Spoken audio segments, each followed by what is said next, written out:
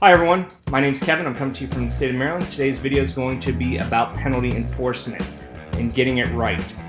So, if you're a coach, official, I recommend you stick around and watch. If you're a player, this one's going to be a little bit boring for you. I recommend you check out some of my other videos on blocking, pass interference, illegal use of hands, those types of things, and they can be very helpful. For officials, I'm going to tell you, and coaches, you also need to know, judgment calls are part of the game. We are going to continue to get judgment calls wrong every once in a while, right?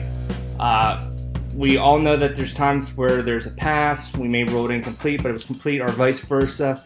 Unfortunately, that's part of the game.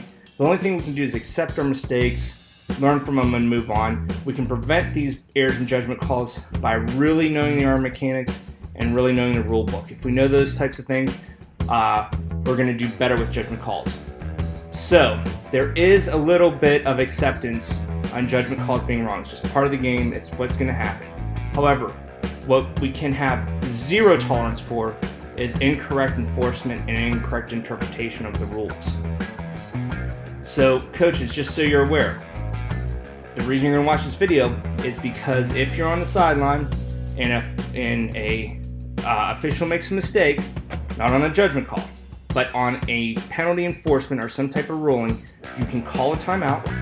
You respectfully and constructively speak with the crew chief about the misinterpretation of the ruling. If the coaches are correct, we're going to correct the error.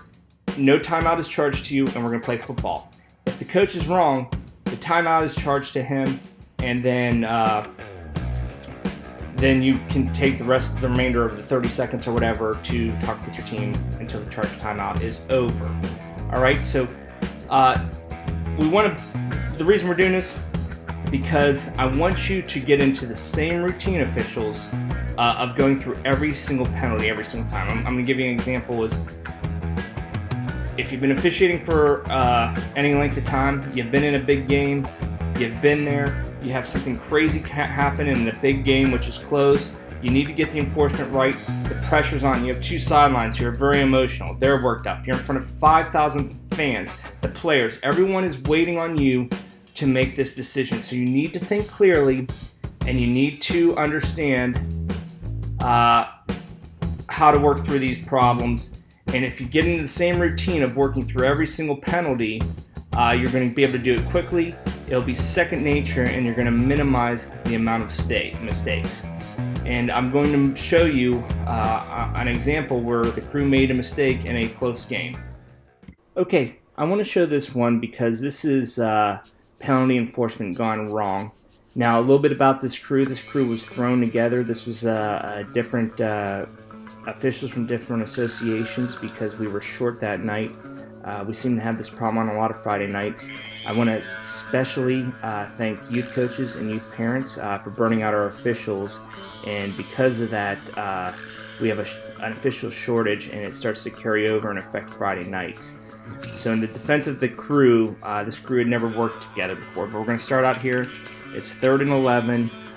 We're going to watch this team throw a screen, team in black.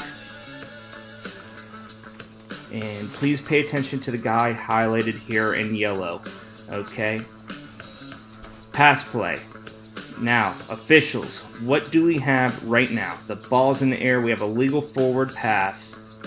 So what kind of play is this? This is a loose ball play. So now we know we have a loose ball play. The ball is caught. Everything that happened before the loose ball play is part of the loose ball. Okay, so we have the catch here.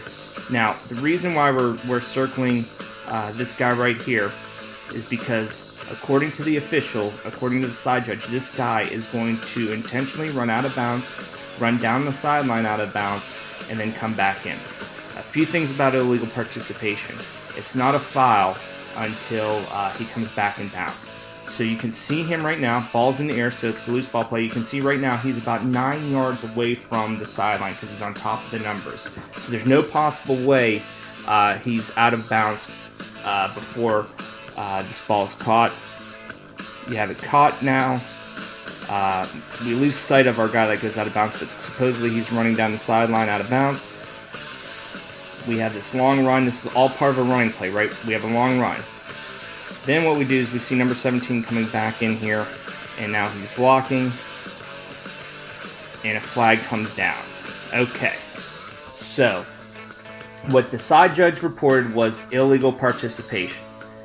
All officials, regardless of how long you have on the on as an official or what your position is, when you hear illegal participation or you hear illegal substitution, alarm bells need to go off in your head and say, hold on, this is one of our more complex fouls. This can go several ways. Let's think this through. So he says, I have an illegal participation foul. My illegal participation foul is right here at that spot.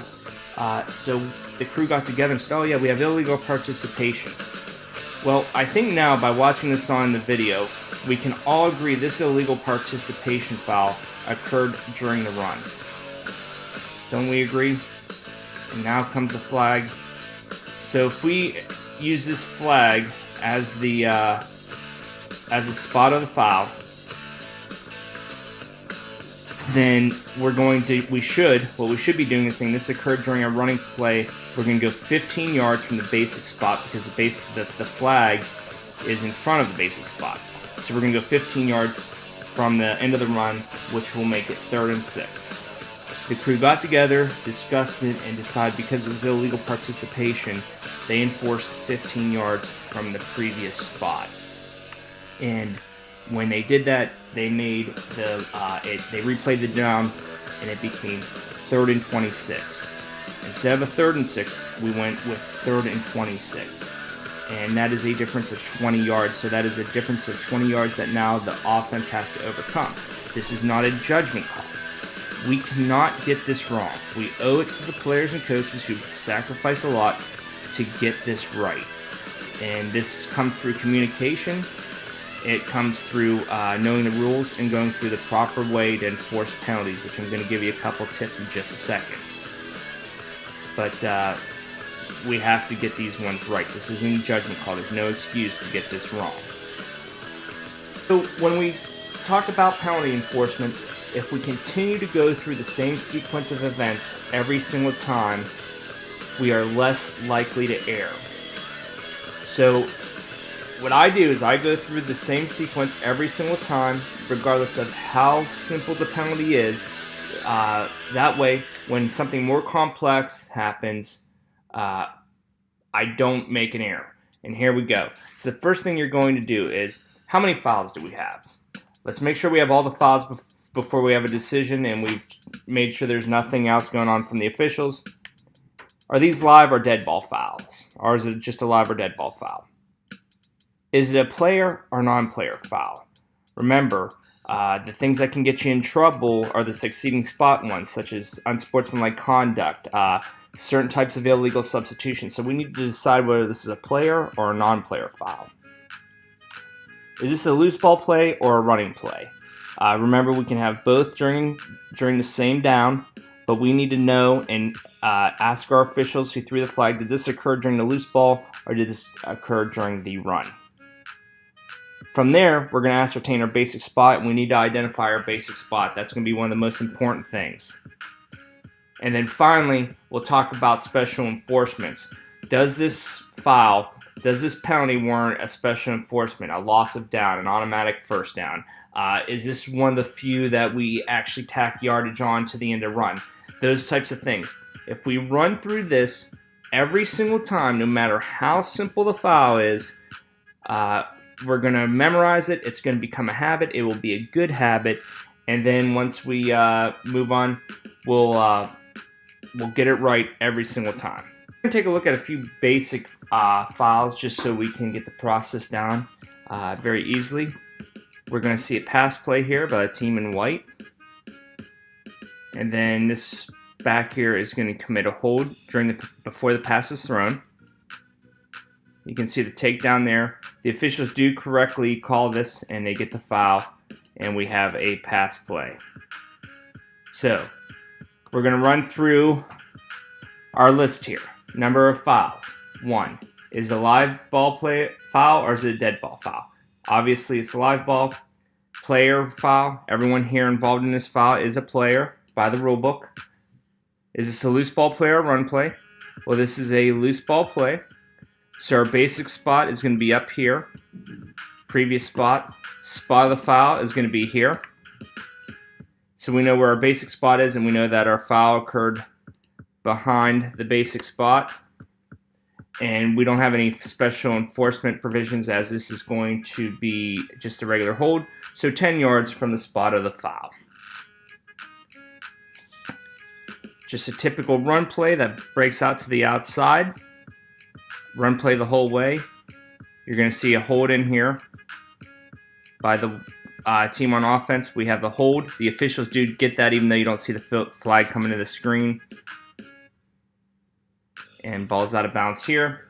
Number of fouls, 1. Is this a live ball or dead ball foul? It's live ball. Is it a player foul or non-player foul? It's a player foul. Is it a loose ball play or is it a running play? In this case, we have a running play. That means the basic spot is the end of the run, which is right here. Okay? All fouls are enforced from the basic spot, except for those that occur behind it. We do have a foul that occurred back here, so we're going to go back to the spot of the foul and enforce 10 yards from there. There's no special enforcements on this one because it is a running play. Finally, our last one, it's going to be another running play.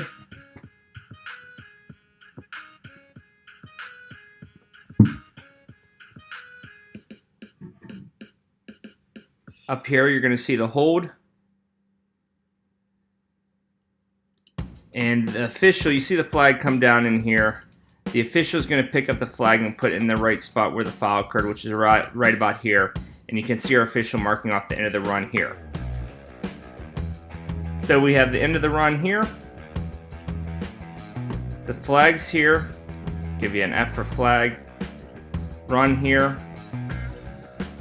Number of fouls, it's just 1. Live or dead ball.